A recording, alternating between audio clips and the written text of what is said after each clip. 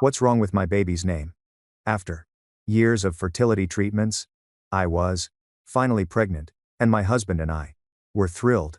I'd been thinking about baby names since I was 12 and had always known what I'd name my daughter.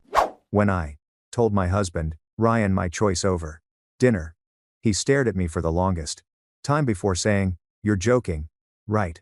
I laughed because I thought he was teasing me about how long I'd been planning this, but his face stayed completely serious. He asked if I had a backup name, and I said, no, because this was the only name I'd ever wanted for a daughter. Ryan rubbed his temples like he had a headache and said, "Well, if you're absolutely sure." But he looked physically uncomfortable saying it. When I asked what was wrong with the name, he just shook his head and changed the subject. The next day, I told my mom over lunch, and she literally spit out her coffee. She started coughing, and when she finally caught her breath, she asked if Ryan and I were having problems. I said, no. Everything was perfect, and she said, then why would you do that to your baby? I asked her what she meant, and she just kept shaking her head, saying she couldn't believe I was serious. She left the restaurant without finishing her meal. My sister had an even worse reaction when I told her at our weekly coffee date. She immediately pulled out her phone and started typing something, then showed me the screen, asking if that's how I was planning to spell it. When I confirmed the spelling, she said, "Oh my God, you're actually serious," and started crying actual tears.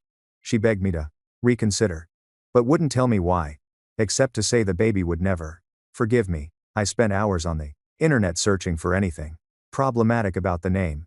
I checked if it meant something offensive in other languages or something, but nothing came up except normal stuff about it being a traditional name with Welsh origins. There was nothing that explained why everyone was acting like I'd chosen to name my baby something horrible. At my baby shower, my aunt asked what name we'd picked, and the whole room went silent when I told them. My cousin actually gasped, and my mother-in-law left the room. My best friend, Stella, pulled me aside and said, "Please tell me you're pranking everyone because this isn't funny anymore." When I insisted I was serious, she said I needed professional help and left the party early. I posted in 3 different parenting forums asking if there was something wrong with the name, and every single response assumed I was trolling. The moderators deleted my posts and banned me from 2 of the forums for creating drama with obvious rage bait. One person private messaged me saying if I was serious, I should be reported. My coworkers found out when someone saw my list of baby names on my desk with only one name written on it. By lunch, everyone in the office was whispering and giving me strange looks. People stopped talking when I walked by, and someone had clearly been crying in the bathroom. Nobody would sit with me in the break room anymore. My boss called me into his office that afternoon and said several people had filed complaints about feeling uncomfortable. He said my joke about the baby name was creating a hostile work environment, and if I didn't stop telling people I was planning to use that name, he'd have to take disciplinary action. I tried to explain it wasn't a joke, but he cut me off and said, "Nobody believes you're actually. I'm going to name a baby that." I begged my husband to tell me what was wrong, but he just said if I couldn't see it myself, then maybe it was better I didn't know. When I went into labor, the admitting nurse asked for the baby's name for the paperwork, and her whole demeanor changed when I told her. She excused herself and came back with 2 other nurses who all stared at me like I was insane. One of them asked if I was sure I'd heard the name correctly from somewhere, and maybe I was confused because of the contractions. After 16 hours of labor, my beautiful daughter was born, and the delivery nurse asked what name to put on the birth certificate. She visibly flinched when I told her, but she wrote it down anyway, though her hand was shaking. She handed me the certificate to review and sign, and I could feel everyone in the room watching me with this mixture of pity and horror. I stared at the paper where she'd written in careful letters the Name I'd loved my entire life. Did I just ruin my daughter's life by naming her Gwen? The pen felt heavy in my hand. As I looked down at the birth certificate again, the delivery nurse stood there waiting while two other nurses behind her kept glancing at each another. My hand started shaking so bad I had to put the pen down on the little rolling table next to my bed. Ryan shifted in his chair by the window, but still wouldn't look at me directly. I picked up the pen again and signed my name slowly on the mother's line. The nurse took the clipboard right away and practically ran out of the room with it. About 20 minutes later, the pediatrician knocked and came in for the newborn. Check. She walked over to the bassinet and stopped dead when she saw the little card with my daughter's name written on AD. Her whole body went stiff for a sporing second before she pulled out her phone and started typing something fast. She shoved the phone back in her pocket and picked up my baby to examine her, but kept shooting these weird looks at me the whole time. She listened to her heart and checked her reflexes and measured her head, but barely said 2 words to me. When she finished, she put my daughter back in the bassinet and left without the usual new parent talk about feeding schedules and what to watch for. Ryan finally got up and came over to hold our baby while I tried to eat the hospital breakfast they brought. He sat in the chair next to my bed, cradling her. But when I asked what was wrong with the name Gwen, his voice cracked, and he just said we'd talk about it at home. The way he said it made my stomach hurt worse than the Ranja recovery pains. Around noon, someone knocked on the door and a woman in business clothes came in carrying a bore and folder. She introduced herself as a hospital social worker doing routine rounds for new mothers. She asked how I was feeling and if I had support at home, and then started asking about our name choice in this really careful way. She kept bringing the conversation back to family decisions and whether we'd considered all our options for the baby's identity. The whole thing felt super weird and pointed, like she was trying to get me to say something specific. My phone buzzed on the way nightstand with a message request from someone I didn't recognize. The preview showed, "Please search your baby's full name plus your city before you leave the Dell hospital," and my hands got cold. I opened the message, but the account I've already been deleted.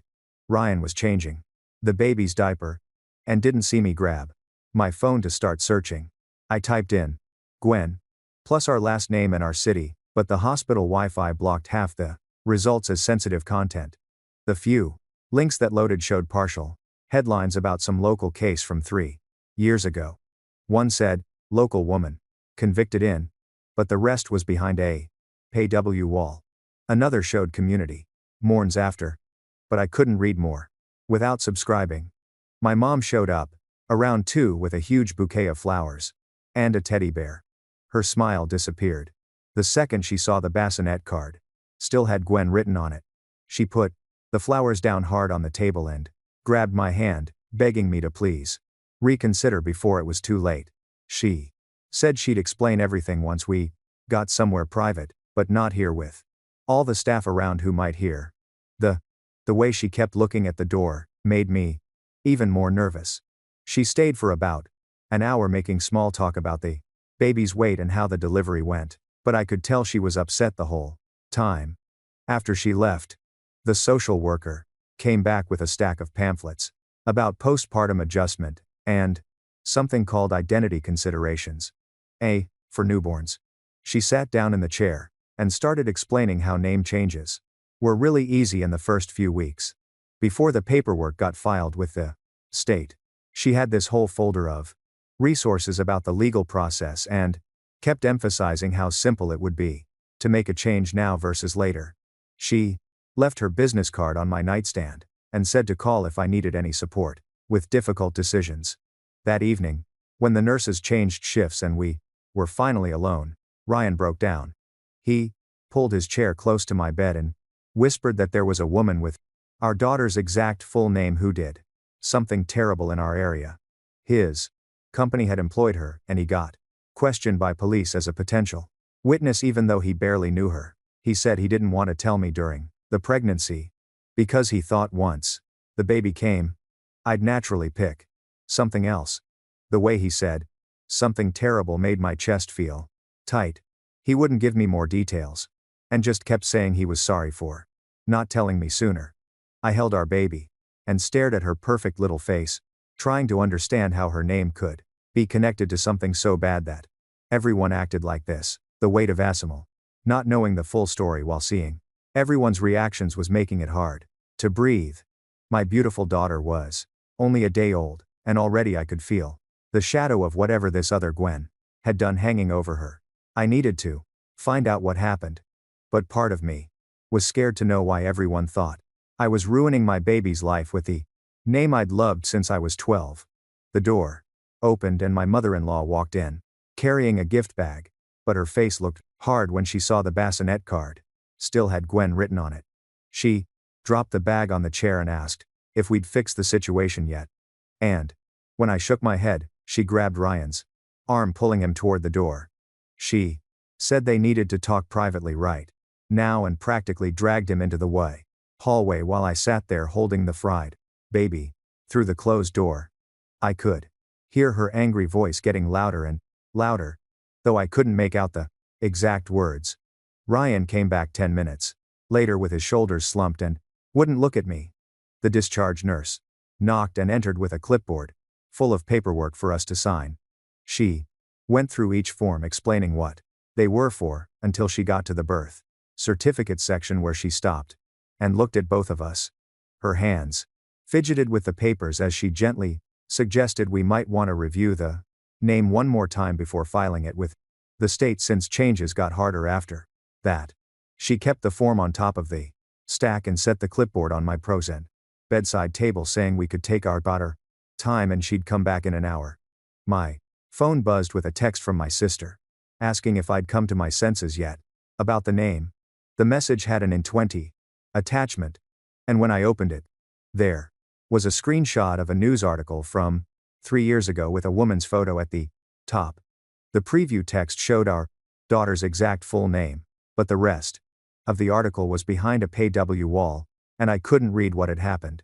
I tried clicking through, but the subscription page kept popping up.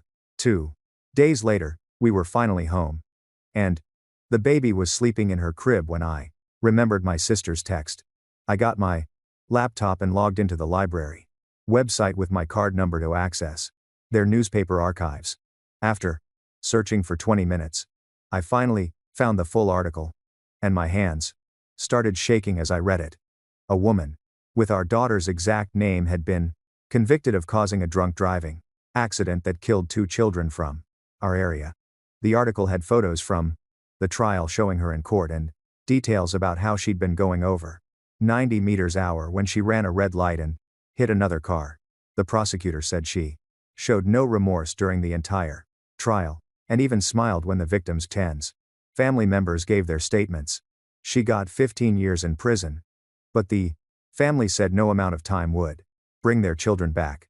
Ryan's company name was mentioned as her employer, and it said several coworkers had been questioned as potential character witnesses, though most barely. I knew her. I clicked through to more articles and found the comment sections, where hundreds of local people had posted their thoughts. They wrote about how they'd never forget that name and how it was burned into the community's memory forever. Some people said they'd torn down her missing person posters when her family first reported the accident, thinking she was a victim. Others mentioned they still got angry just hearing the name and would never be able to separate it from what happened. A few commenters even admitted to harassing people on social media who had any connection to her. Ryan walked into the room and saw what I was reading on my laptop screen. He sat down next to me and finally told me he'd been getting hate mail at work ever since the trial happened. People found out he worked at the same company and started sending him angry messages even though he'd only met her twice at company events. He showed me screenshots on his phone of emails, calling him terrible things just for being in the same building as her. He said he didn't tell me during pregnancy because he thought once the baby came, I'd naturally pick a different name and the whole thing would go away. My mom called that evening, and when I told her I'd finally learned the truth, she started crying. She said she recognized The name immediately at lunch that day. Because one of the victims was her friend's grandson. The little boy was only 6 years old, and she'd been to his birthday party just a month before the LA accident. She didn't know how to tell me, without ruining my pregnancy joy. So she kept hoping I'd somehow find out on my own or change my mind. She said every time she heard the name Gwen. Now, she pictured that little boy's face and couldn't help it.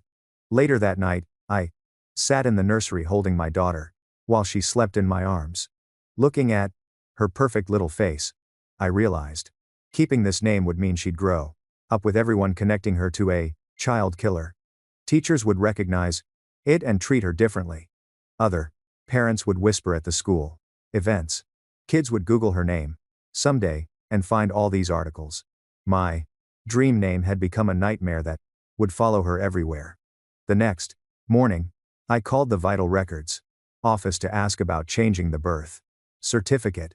The woman on the phone said I had a narrow window to amend it, without going through court proceedings, but I needed to act within the next 2 weeks, or it would become much more complicated and expensive. 3 days later, my phone rang while I was changing the baby, and I saw it was my boss calling. He asked how I was doing with the new baby and then got quiet for a moment, before saying HR needed to meet with me when I came back from maternity leave. He promised my job was safe, but said they had to address what happened with my coworkers getting so upset about the name thing. I thanked him for calling and hung up feeling sick to my stomach because now even my workplace was permanently affected by this mess. That afternoon, Stella showed up at my door with a huge gift basket full of baby clothes and diapers and toys. She hugged me tight and said she was sorry for how she reacted at the baby shower and leaving early like that. She explained that her nephew went to the same school as one of the kids who died in that accident, and the whole community was still dealing with the trauma from it. She said hearing that name just brought everything flooding back, and she couldn't handle it in that moment. I told her I understood now that I knew the whole story, and we both cried little, holding each other. After she left, I sat at my laptop searching for other names that sounded similar to Gwen, or had the same meaning. I typed out lists of names like Gwyneth and Gwendolyn and Guinevere, but each one felt wrong when I said them out loud. It was like betraying the daughter I'd been imagining since I was 12 years old. But I kept looking anyway because I had to find something. Ryan came home from work and found me surrounded by baby name books and printouts from websites. He sat down next to me and suggested maybe we could keep Gwen as her middle name, but never use it publicly. I thought about it for a minute, but then realized her full name would still show up on the Wrenchen school records and at doctor offices and anywhere else official paperwork was and needed. The idea of teachers seeing it on their class lists or other parents noticing it on forms made me feel sick. The next morning, the phone rang and it was the pediatrician's office calling to schedule our 2E checkup. The receptionist asked for the baby's name to put in their system and she stumbled over saying Gwen when I told her. She asked me twice if she had the spelling right, and I could hear how uncomfortable she was even saying it out loud. I told her we were actually in the process of changing it, and she sounded so relieved. Later that week, I found a support group for new mothers that met at the community center on Wednesdays. I bundled up the baby and drove over there, hoping to connect with other moms going through the normal struggles of having a newborn. When we went around the circle introducing ourselves, I just said, "This is my daughter," instead of using her name. And everyone seemed relieved that I didn't make them uncomfortable. One mom even smiled at me, like she understood what I was going through. That evening, my cousin texted me a bunch of screenshots from social media, where people in our neighborhood were gossiping about my choice to name the baby Gwen.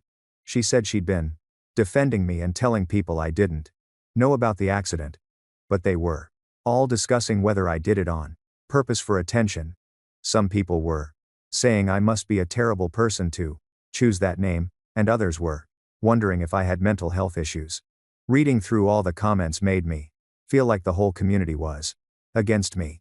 At 3:00 the morning, I was sitting in the rocking chair feeding the baby when everything just hit me all at once. I started sobbing about losing the name I'd carried in my heart since I was 12 years old, and how unfair it all was. Ryan heard me crying and came in to wrap his arms around both of us while I cried into his shoulder. He kept promising we'd find something beautiful that wouldn't hurt her, and that the name didn't matter as much as our love for reading her. The next day, the social worker from the hospital called to follow up on how we were doing. She offered counseling services for what she called difficult postpartum decisions and kept emphasizing that changing a name doesn't change how much you love your daughter. She gave me the number for a therapist who specialized in helping new parents work through unexpected challenges. After I hung up, I went into the nursery and pulled out a fresh notebook. I started writing a long letter to my daughter about the name Gwen and what it had meant to me all those years. I wrote about how I'd picked it when I was 12. After reading about a character in a book who was brave and smart and kind, I explained how I'd imagined calling her name at the park and signing it on birthday cards and cheering it at her graduation.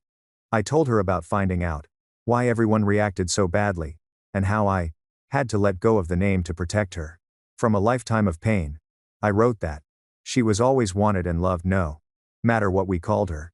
When I finished writing, I folded the letter carefully and sealed it in an envelope to give her when she was older, so she'd understand everything that happened.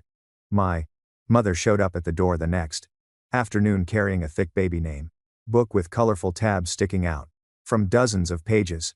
She'd marked every name that started with G and had similar sounds to Gwen, and we sat at the kitchen table going through each one while the baby slept in her bassinet next to us. Her eyes got watery when she saw me writing down possibilities on a notepad and trying them out loud to see how they felt in my mouth. She kept squeezing my hand and finally said she should have told me the truth from the beginning instead of hoping I'd figure it out myself.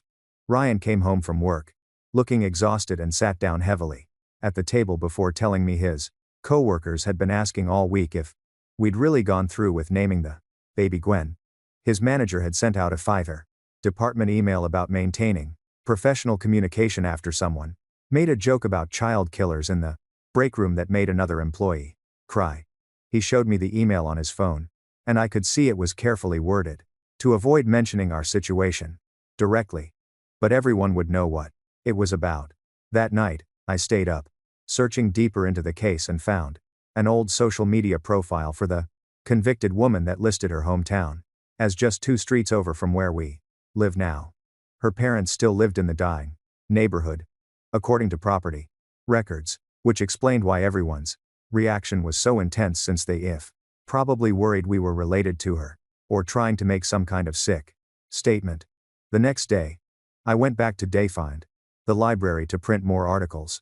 And the librarian who'd been helping me access the archives asked if I needed to talk to someone about what I was going through.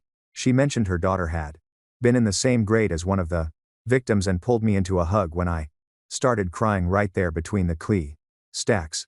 At my 6-week checkup, the doctor kept glancing at my chart while asking how I was handling everything with the baby and if I needed any extra to support.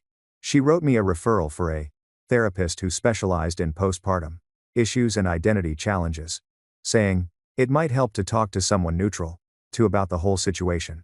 I spent the next 3 days going through name websites and baby books until I finally found Gwyneth, which felt close enough to keep some connection to my original choice, but different enough that nobody would make the association. Ryan's whole body relaxed when I told him, and he immediately agreed it was perfect, pulling me into his arms and saying we could finally move forward. We drove to the Vital Records office that Friday, where a clerk helped us fill out the amendment paperwork, and though she didn't ask any questions, she gave me an encouraging smile when she saw we were changing from Gwen to Gwyneth. I sent a group text to my family with just the word Gwyneth, and within minutes, the phone was flooded with heart emojis and relief messages from everyone. My sister texted separately that she could finally post photos of the baby on social media without worrying about people recognizing the name and causing problems. The HR meeting I'd been dreading turned out better than expected when they apologized for the threatening tone of the earlier conversation, but explained that 3 employees had actual panic attacks when they heard we'd chosen that name. We worked out an understanding that I wouldn't discuss the original name at work, and they'd make sure everyone treated me normally. When I returned from maternity leave, my mother-in-law came by that weekend with a soft pink blanket she'd had embroidered with Gwyneth in beautiful script letters, and even though it stung, seeing physical proof that Gwen was really gone, I appreciated her trying to show support for the change. The therapist's office had plain white walls and a brown couch that squeaked when I sat down for my first appointment 2 weeks later. She asked me to start from the beginning. So, I told her everything about loving the name since I was 12 and how nobody would explain what was wrong. When I got to the part about finally finding out about the drunk driver who killed those kids, her face stayed calm, but she wrote something in her notebook. She asked how I felt about Ryan not telling me, and I surprised myself by saying I was mad at him. Really mad. Actually. Because he could have saved us all this pain by just explaining from the start instead of letting me look crazy to everyone. The therapist nodded and said it was normal to feel angry when someone withholds important information, even if they think they're protecting us. Ryan started seeing his own therapist the next week after I told him how upset I was that he kept quiet. He came home from his first session, looking tired, but said the therapist helped him see he has a pattern of avoiding hard conversations that goes way back. His therapist gave him homework to practice having one difficult conversation each week, starting with telling his mom about a work problem he'd been hiding. The new mom support group met every Thursday at the community center, and I finally worked up the nerve to share our story. At my 4th meeting, the other women listened without judgment, and one mom said she had to change her son's name after finding out it was the same as her husband's affair partner from years ago. Another woman changed her daughter's middle name when she learned it belonged to a relative who'd abused her as a child.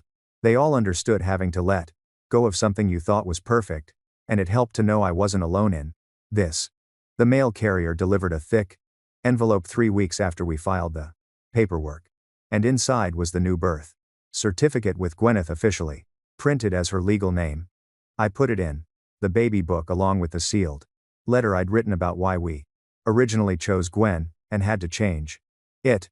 The book would tell her whole story someday when she was old enough to understand.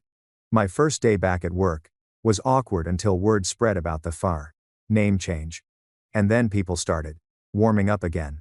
A coworker whose daughter went to the same school as the victims pulled me aside at lunch to thank me for understanding why the name was so painful for everyone. She said she'd been having nightmares about those kids since the accident. And hearing we'd chosen that name brought it all back. More people started sitting with me at lunch again. And the whispers stopped completely after a few days.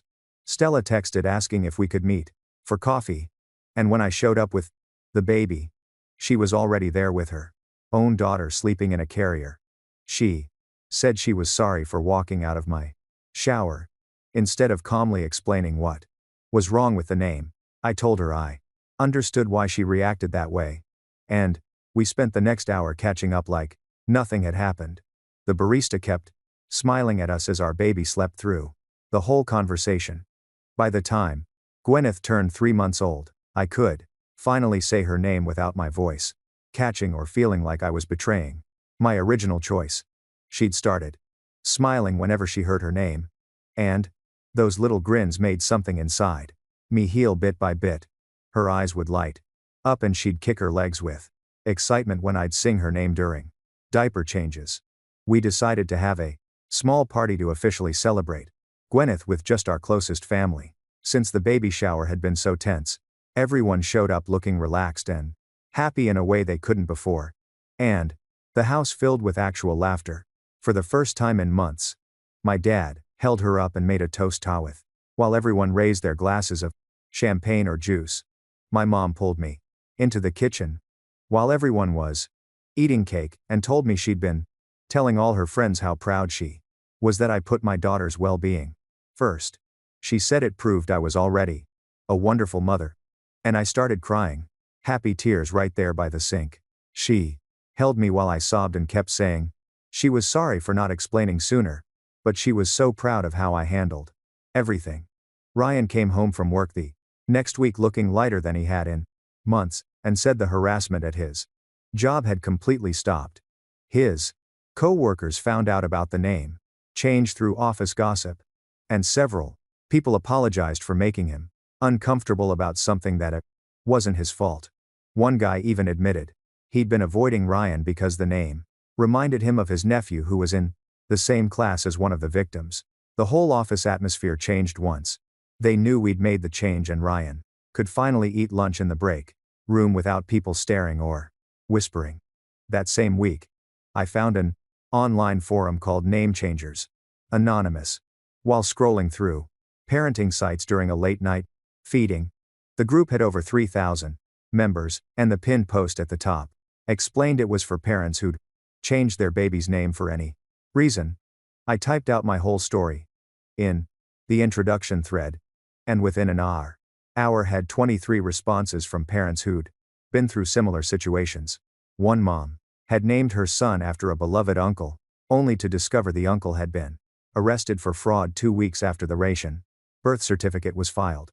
Another dad picked a name that turned out to be shared with a local serial killer from the 1,980 seconds that everyone in his town still remembered. A woman from Canada wrote that she'd chosen a beautiful name that meant something horrible in the local indigenous language, and only found out when a coworker pulled her aside. Reading their stories made my chest feel less tight for the first time in weeks. These people understood the specific pain of letting go of a name you'd loved, and the guilt of feeling like you'd failed your baby somehow. The moderator sent me a private message with links to articles about name changes and statistics showing it happened more often than people realized. At my next therapy appointment, I brought up what I'd learned from the group, and my therapist nodded while taking notes. She asked me to describe what I loved about the name Gwen, and I talked for 20 minutes about how it felt strong but feminine, and how I'd imagined calling it across playgrounds.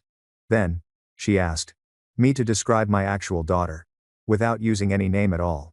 And I found myself talking about her tiny fingers and the way she scrunched her nose when she yawned.